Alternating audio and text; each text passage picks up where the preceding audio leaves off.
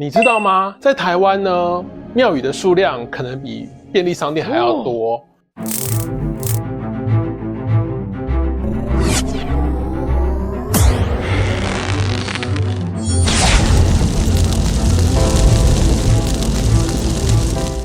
Hello， 大家好，欢迎来到钱总天地台。我们今天要聊聊的是没有神的庙。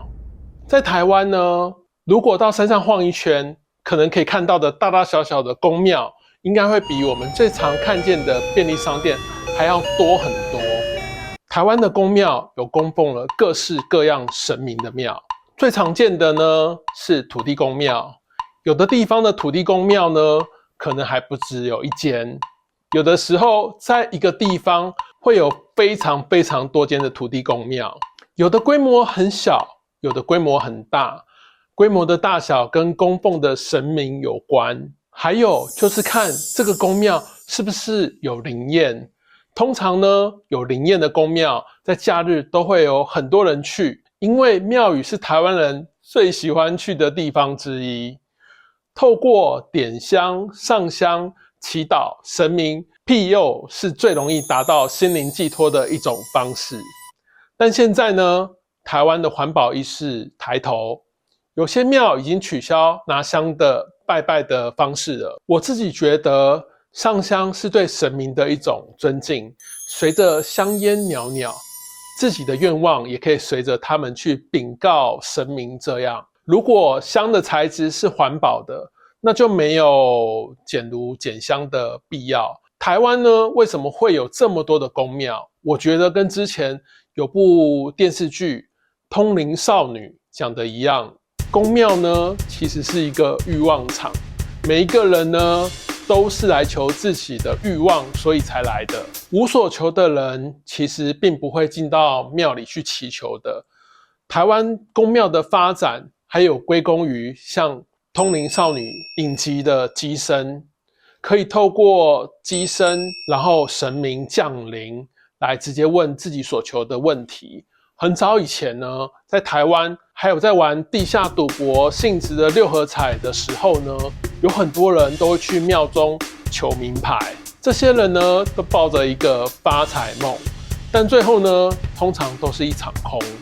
因此呢，我觉得脚踏实地认真的工作，加上常去庙宇有好的气场及神明给的祝福，会带给你正财的。如果呢，你只是想祈求原本不属于自己的东西，那么最后呢，得到的你也留不住。我妈妈就常说，是你的就是你的，别人也抢不走，大概就是这样的意思吧。我自己呢，是喜欢气场好的地方，有些庙宇的气场很好，所以若有空，我也愿意去庙中走走。有的时候呢，去庙里面转转，能够改变自己不好的运气。而我到每个庙宇的时候，都会有一些些许的感应，就像是有一股能量来跟你沟通，或是帮你加持这样。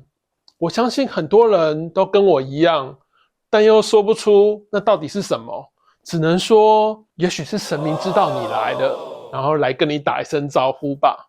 有一天呢，我爸妈心血来潮，要带我去一间他们曾经去过的庙来问事情。依他们的说法，那间庙的办事的阿姨非常的厉害，然后说他们之前去过怎么样怎么样怎么样。因为那间庙呢，离我们并不是很远的距离，因此呢，我跟我爸妈3个人就开车出发了。一路上呢，就听他们讲那个庙的阿姨的神迹。那阿姨呢，因为帮很多人解决了问题，是由原本一个很小的庙，然后变成现在的这个大的庙。那这间庙呢，也都是他帮助的人捐献的。我自己其实也很好奇，因为我的人生中并没有遇到如他们所形容的这样的人，所以呢，我也想一探究竟。然后呢，就在我们快要到的时候呢，在产业道路上呢，突然在马路上出现一条手臂粗的大蛇在过马路，因此呢，我们就停着看它过完马路。我们还想说，这么大的蛇其实很少见的，但因为呢毕竟是山上，所以我们也没有想那么多，只觉得增加了我对于要去这间庙跟要见的阿姨多了一份神秘感。不久后呢，我们就到了庙外的停车场，然后呢，我就进去依照他们的方式填单子，把生辰呢跟想要问的事情写在单子上，然后等候叫号。那我们的前面呢，已经有几组人在等了。那因为要排队等，所以我就可以到处去晃晃那样。但我进了这间庙的时候，我觉得有点奇怪，因为这间庙跟其他的庙有点不太一样。这间庙呢，它并没有其他的庙给我一样的感觉。首先呢，这个庙的盖的位置呢是非常好的，有点像是一座小山的山顶上。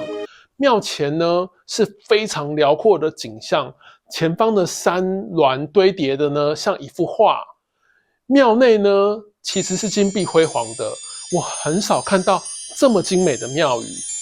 它给我的感觉，庙内就是金色的。但很奇怪的是，我感觉这么漂亮的庙的殿内的神像，应该是会有很强大能量的，但我却完全感受不到。我自己的感觉，殿内的神像就只是神像而已，跟我一开始所想象的有点完全不太一样。这让我不禁觉得这是一个空壳的庙。这个庙这么大，但居然没有神明的感觉。然后随着一阵阵干呕声传来，前面的已经准备要开始问事了。但我妈这时候过来跟我说，原本办事阿姨身体状况已经不好了，所以换她弟子在处理。但在请神降临的过程，感觉那个弟子非常的难受。那个弟子呢，不停的干呕，然后持续非常非常的久，让我觉得很奇怪啊。由于也弄了很久，我们也等了很久，所以爸妈有点站不住，就自己呢坐在那个庙前放的小椅子上。然后那个椅子呢，就是小学生上课的那种桌椅。那一开始呢，我也不以为意，但是呢，突然间，我感觉四面八方呢都有看不见的能量过来。那种感觉呢，并不是正能量。然后我看了一眼我爸妈坐的那个椅子，我就感觉呢，椅子其实不是给人坐的。我立即就叫他们赶快起来。然后因为太奇怪了，我就跟我爸妈说，我们不要问好了，先离开这里好了。我爸妈也觉得当下有点奇怪，因为那个弟子不断的干呕，所以呢他们就同意了。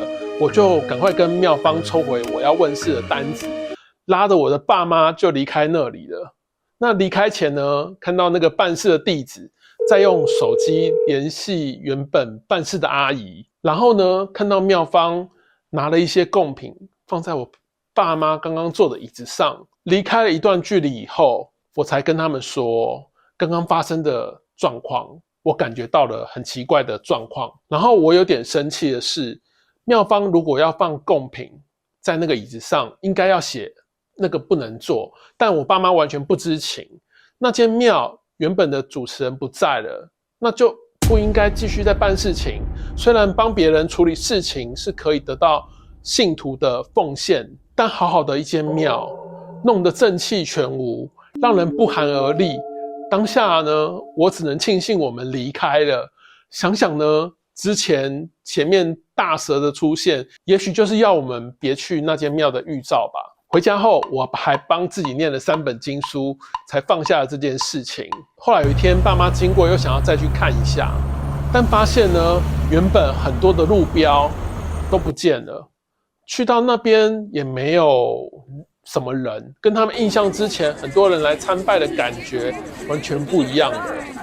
那在今年我有计划出这支影片的时候呢，我们呢也趁过年的时间再去拜访那间庙。爸妈说以前在办事阿姨还在的时候呢，车子是要排队上去的，但这次还是一样的，没有什么人，只有我们这一组人。那也没有什么人来招呼我们，但门口的狗狗很热情，用它的方式来跟我们打招呼。我本来是希望我爸妈留在车上，我自己下车去走走就好，但他们一到呢，就自己下车进庙里了。但这次进庙里面，我的感觉又完全不一样。感觉里面呢，现在是有神明坐镇的，庙方呢应该也很久没有办事了，感觉办事的阿姨好像也往生了。庙方呢，感觉没有收入的来源，所以这间庙仍然是金碧辉煌，但外面已经看到杂草丛生了。我自己的想法是，神明应该是会选代言人的。那如果不是他们选的代言人，而只是想要靠他们的名义来赚钱，神明那他们是会离开的。这也就是为什么那个时候呢，我觉得庙里面没有神，而现在庙里感觉有神的原因了。我觉得不要用神的名义做一些只想要利己的事情。如果我们还要祈求他的庇护跟祝福，那么我们应该用一种更尊敬他的心来面对他们。最后呢，我不会说出这间庙在哪里，因为我觉得它有一天会有神明选择的人出现，让这间庙的香火重新旺盛。毕竟呢，山不在高，有仙则灵；水不在深，有龙则灵。所以呢，请不要问我这庙在哪里这个问题，大家有机会可以自行去感受一下。如果你也喜欢我的频道，可以帮我订阅，帮我按一个赞。那么我们下次影片见咯，拜拜。